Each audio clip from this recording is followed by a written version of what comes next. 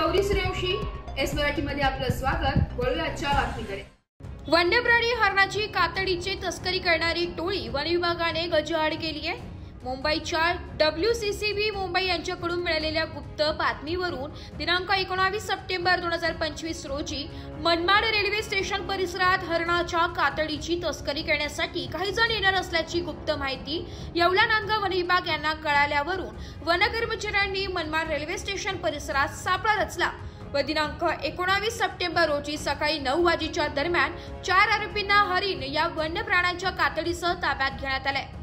दीपक सुरेश चव्हाण वर्ष 39 राहणार हैकलवाडी धुळे, प्रवीण रमेश बनसोड राहणार वर्धा जिल्हा वर्धा, मारुती लक्ष्मण उईके राहणार ढाकुलगाव धामणगाव अमरावती, अभिलाल अर्जुन पाटील राहणार सडगाव तालुका जिल्हा धुळे अशी आरोपींची नावे असून यांना भारतीय वन्यजीव अधिनियम 1972 नुसार वन्य प्राण्यांच्या तस्करीच्या वन गुन्ह्यात अटक करण्यात आली आहे।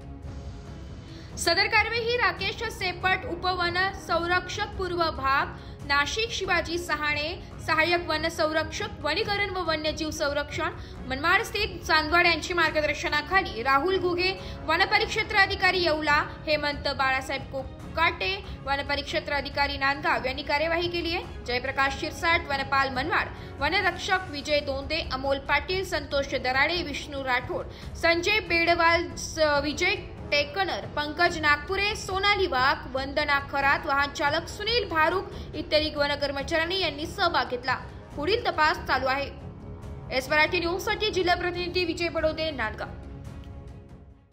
अशाच नवीन ताज्या घडामोडी जाणून घेण्यासाठी आमच्या एस मराठी न्यूज चॅनलला लाईक करा, शेअर करा, सबस्क्राइब करा आणि बेल आयकॉनला क्लिक करायला विसरू नका।